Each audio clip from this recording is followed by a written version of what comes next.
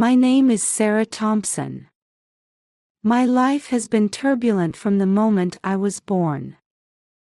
Being born without sight in my left eye would greatly influence my destiny. My childhood memories are fragmented and hazy. I can't even clearly remember my parents' faces. All I remember is the constant discomfort I felt and the cold looks from my parents. Sarah, get out of the way. You're in the way, can't you see? I heard such words almost every day. My parents probably couldn't accept from the beginning that my left eye couldn't see. To them, I might have been a defective product. By the time I started school, I was acutely aware that I was different from other children. It was difficult to make friends, and I was always alone.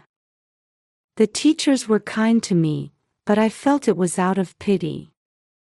I remember the day before my 10th birthday, my parents were unusually kind to me. Sarah, tomorrow is your birthday.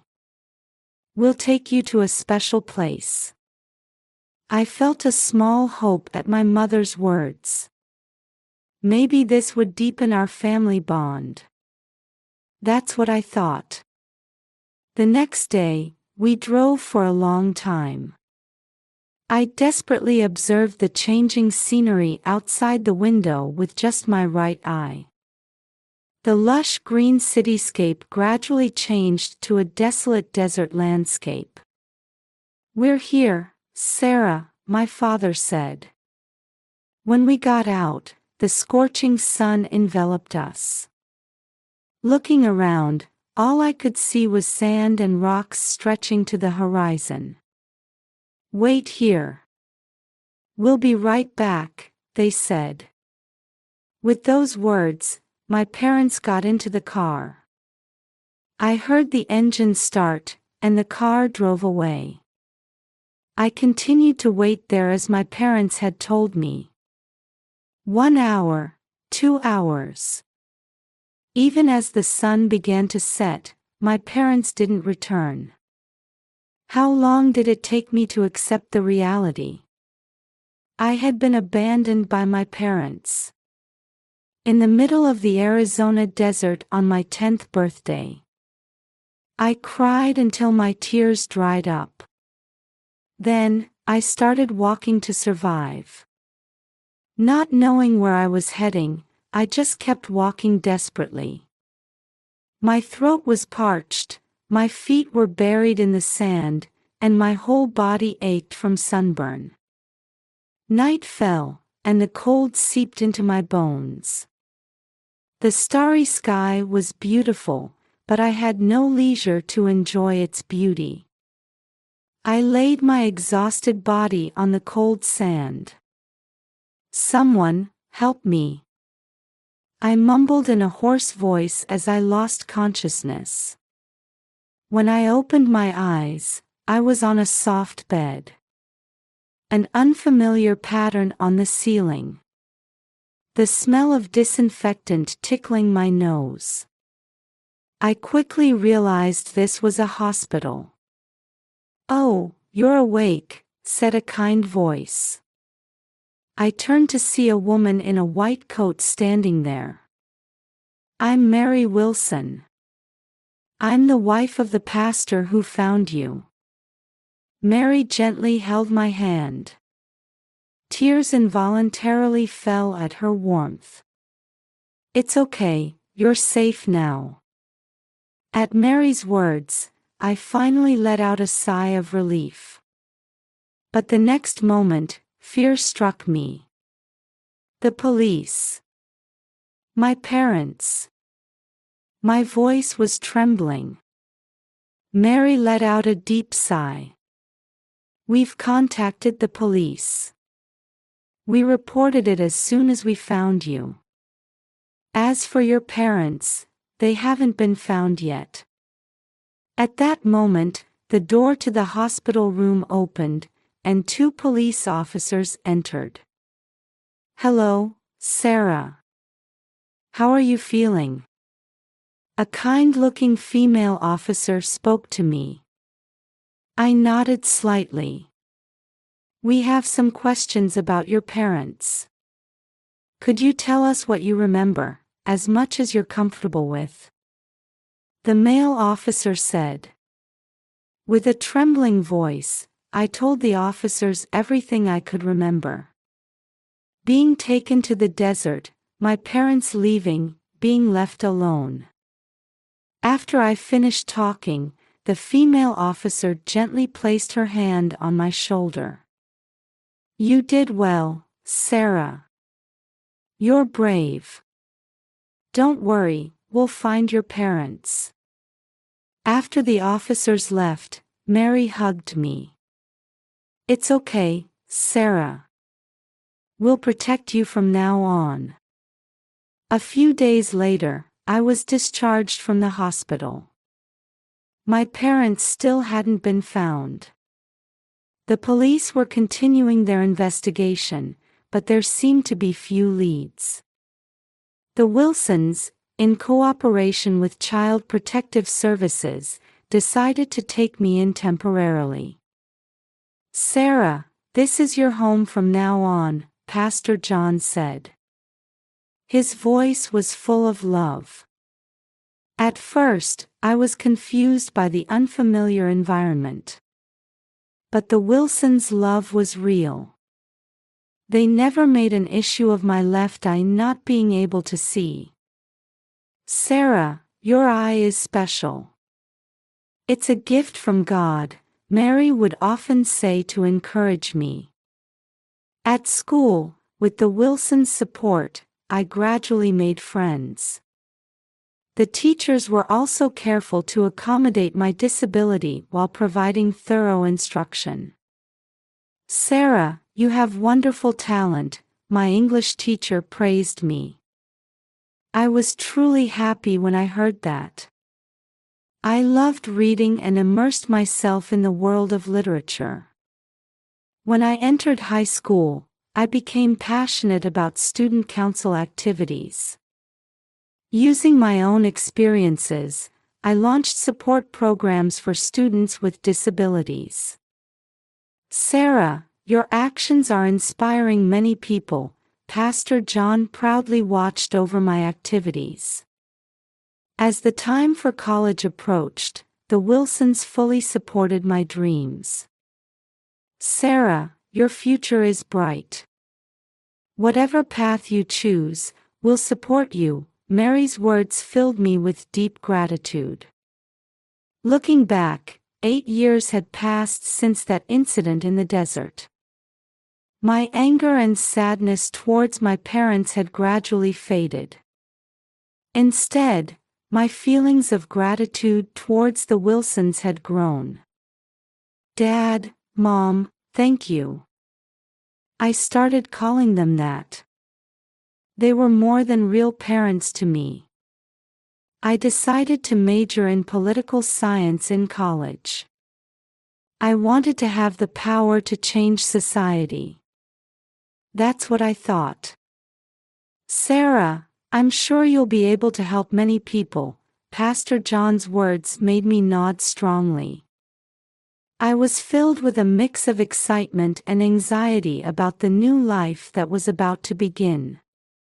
But with the Wilsons as my strong allies, I felt I could overcome any difficulty. My life had only just begun. I'm excited just imagining what adventures await me. On my college graduation day, the Wilsons embraced me with proud expressions. With a degree in political science in hand, I was ready to take the first step towards a new challenge. Sarah, your determination is firm, Mary smiled gently at me. I nodded. Yes. There are so many things I need to change. Pastor John placed his hand on my shoulder and encouraged me, God will guide you. And will always be on your side. Right after graduation, I decided to run for the Phoenix City Council. The election campaign was tougher than I had imagined. There were voices pointing out my youth and lack of experience, but I overcame them with my inherent tenacity. "Sarah Thompson will bring a new wind to this city," one of my supporters said. When I heard that, my heart swelled. I could feel that my message was gradually reaching people's hearts. In the midst of the election battle, an incident occurred. The local disability support center was in danger of closing due to budget shortages. "If this continues, many people will lose the support they need," the center's staff pleaded. I took immediate action. I started a signature campaign and submitted a petition to the city council requesting a budget review. Day after day, I stood on the streets, seeking understanding from citizens. Even if each individual voice is small, if we all work together, we can make a big change. My passion gradually spread to those around me, and many volunteers joined the campaign. As a result, more signatures were collected than expected, and the city council promised to reconsider the budget. This event had a big impact on my election campaign. Many citizens highly appreciated my initiative and determination. On election day, I waited for the results with my heart racing. And when the votes were counted, it was decided that I would become the youngest city council member. "Sarah, congratulations." The Wilsons rushed over. Tears were shining in their eyes. "Thank you, Dad, Mom. This is all thanks to you too." My days as a city council member were busier than I had imagined. Meetings, committees, dialogues with citizens. Every day was a series of new challenges. But I cherished each one of them. I particularly focused on advocating for the rights of people with disabilities. Using my own experiences, I proposed various policies such as promoting barrier-free environments, expanding employment support, and improving educational environments. Councillor Thompson's proposals are really improving the lives of many citizens, a man in a wheelchair thanked me one day. At those words, I truly felt that becoming a politician was the right choice. However, not everything went smoothly. There was criticism from the opposition, and sometimes even personal attacks. At such times, the Wilsons always supported me. "Sarah, you're doing the right thing. Never give up." Mary's words encouraged me countless times. By the time I was serving my second term as a city council member, my name was widely known throughout the state. And one day, I received an unexpected proposal. "Councillor Thompson, we'd like you to run for governor," a party executive approached me. I was surprised, but at the same time, I felt a great possibility. If I became governor, I might be able to change the lives of even more people in a positive direction. After deep consideration, I decided to run. An even bigger challenge was waiting for me. From the moment I decided to run for governor, my life changed dramatically. My experience as a city council member was valuable, but policy making with the entire state in mind was a completely new challenge. The election battle was fierce. My opponent was a veteran politician with abundant financial resources and a strong support base. They relentlessly attacked my youth and lack of experience. "It's too reckless to entrust state government to candidate Thompson." Such criticisms filled the media day after day. But I never gave up. It's true that I may lack experience. But that's precisely why I can approach state politics with a fresh perspective. In debates and street speeches, I continued to confidently advocate my beliefs. I presented concrete policies on a wide range of topics, from disability rights advocacy to education reform, environmental protection, and economic revitalization. "Sarah, your passion is moving people's hearts," Mary's words encouraged me. The Wilsons were still my strongest supporters. As the election campaign was entering its final stage, an unexpected situation occurred. The secret of my birth was leaked to some media outlets. Candidate Thompson was abandoned by her birth parents at the age of 10. Sensational headlines circulated throughout the state. I was shaken, but I decided to use this opportunity to honestly talk about my past. It's true that I was abandoned by my parents.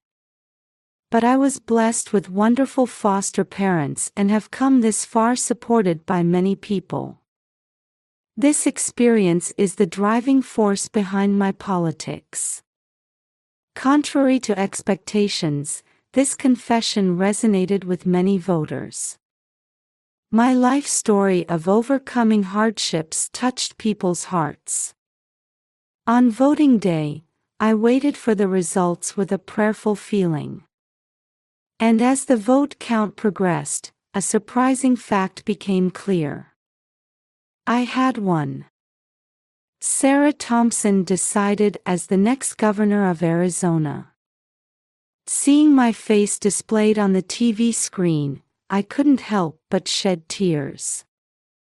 My long-held dream had finally come true. "Sarah, congratulations." Pastor John embraced me. Mary, with tears in her eyes, said, "We're so proud of you." Amidst the excitement of victory, preparations for the inauguration began. The content of the ceremony, the guest list, security measures. There were mountains of things to consider.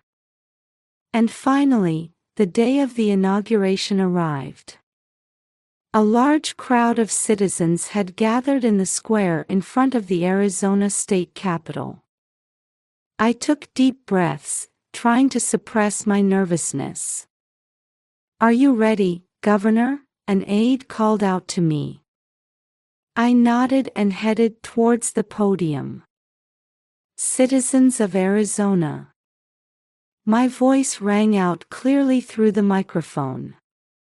I read out the prepared speech, savoring each word. "I hereby swear to do my utmost for all the people of this state."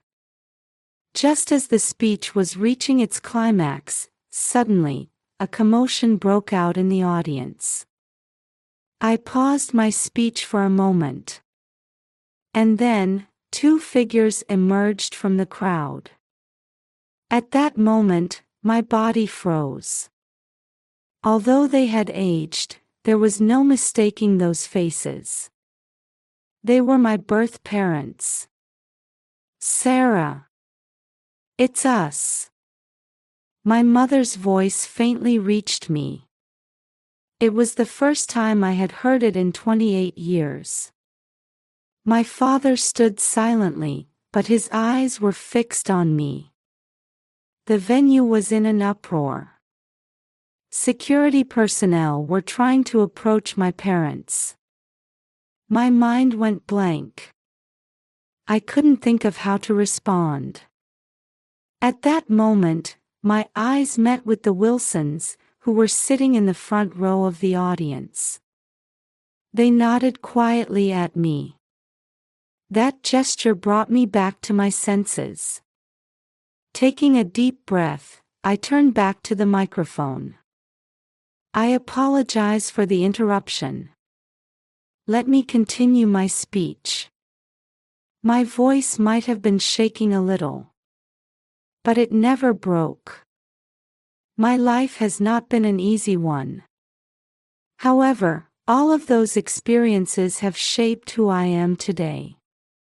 From now on, no matter what difficulties may arise, I intend to face them head-on, never running away. The venue was dead silent. I glanced in the direction of my parents. They were looking at me with complex expressions. Finishing my speech, I bowed deeply. A big round of applause erupted, enveloping my ears. It was the beginning of a new chapter. And at the same time, it was a confrontation with a past I had sealed away for years. What kind of developments await from here on? With a mixture of anxiety and expectation, I quietly closed my eyes.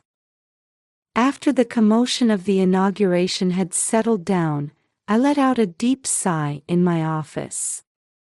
Outside the window stretched the vast Arizona desert. 28 years ago, I was abandoned in that desert, and now I stand at the top of this state. I can't help but feel the irony of life. A knock sounded, and my secretary peeked in. "Governor, sorry for the wait. I've brought them." Tension runs through me. The door opens, and two elderly figures appear. My birth parents. Sarah. My mother's voice is trembling. I stood up and took a deep breath. "Please, have a seat." The two nervously sat down in the chairs. For a while, a heavy silence flowed. "Thank you for coming," I said, trying my best to maintain composure. My father opened his mouth. "Sarah, we're truly sorry." At those words, 28 years' worth of emotions welled up all at once. Anger, sadness, and a strange sense of relief. Why did you do such a thing?" My voice was slightly shaking. My mother began to speak through tears. "At that time, we were young and foolish. We didn't have the confidence to raise a child who couldn't see with her left eye. But that's no excuse." My father continued, "We regretted it every day. But we were too ashamed to have the courage to contact you." And before we knew it, so many years had passed. I listened to their story in silence. Complex emotions were swirling inside me. "We're proud of your success," my mother said. At those words, I couldn't help but give a bitter smile. Even though I wasn't your daughter for 28 years. The two hung their heads. Then, my father said in a small voice, "Actually, we need your help." I furrowed my brow. "What do you mean?" My father hesitantly began to speak. "For the past few years, we've had a series of business failures. We've accumulated a large debt." "Debt?" I couldn't hide my surprise. My mother continued, "We've lost our house and car. We're currently staying at a friend's place." I was at a loss for words. The two people before me no longer appeared as the cold-hearted parents who had abandoned me, but as a pitiful elderly couple who had been defeated by life. "How much debt?" I asked, regaining my composure. My father answered, "About $500,000. I gasped at that amount. It's certainly not a small sum. "Why, me?" I quietly asked. My mother answered through tears, "When we heard you became governor, we thought it was our last hope. I fell into deep thought. How should I handle this situation? It's not just a matter of money. 28 years of emotions, responsibility, ethics, various factors are intertwined. Give me some time, I finally spoke. I can't answer right away. The two nodded slightly. Thank you for listening to us, my father said. After the two left the room, I stood by the window, gazing into the distance. The desert landscape evokes memories from 28 years ago. This unexpected reunion and my parents' dire straits. How should I respond, not as a governor, but as a human being? The answer hasn't yet been found. Several days have passed since the shocking reunion with my parents. I was looking out at the Phoenix skyline from my office window. From the desert where I was abandoned to the heart of this big city. I can't help but feel the irony of life. Sarah, are you all right? I turned around to see Mary standing there with a worried look. The Wilsons had rushed over as soon as they heard about this commotion. Yes, somehow. I returned a smile, but complex emotions were swirling inside me. Pastor John quietly said, Sarah, whatever you decide, we're on your side. Those words made my heart swell.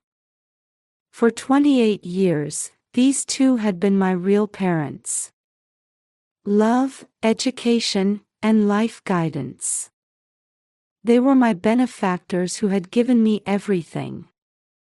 Dad, Mom, thank you. I hugged them tightly. Their warmth gave a little peace to my confused heart. However, I couldn't get my birth parents out of my mind. A $500,000 debt. And a reunion after 28 years. Their words kept echoing in my head. We thought it was our last hope. I let out a deep sigh. As a governor, I can't use public funds for a private family matter. But I can't just ignore it either. Moreover, can I forgive them? Deep down, anger and sadness are still swirling. But you weren't perfect parents from the start either, were you? Mary's words startled me. Indeed, even the Wilsons must have gone through a series of trial and error. Still, they never abandoned me and continued to love me. People can change, Sarah. Maybe your parents too. Mary's kind eyes touched my heart. A few days later, I called my birth parents to my office again. They appeared with anxious expressions. I have an answer regarding your request, I said. I took a deep breath and continued speaking. As a governor, I cannot use public funds for personal issues. I think you understand that. My parents nodded with grave expressions. However, I carefully chose my words as I spoke. As an individual, I've thought of a way to help you. Their eyes widened. There are conditions. First, I won't take on your entire debt. You need to make efforts to repay it yourselves. I will support that effort. My father opened his mouth. What do you? There's a state employment support program. You can participate even at your age. Find a job there and gradually repay the debt. I will take on part of the debt on the condition that you participate in the program and receive counseling. My parents seemed at a loss for words. And one more thing, I looked at them with a serious expression.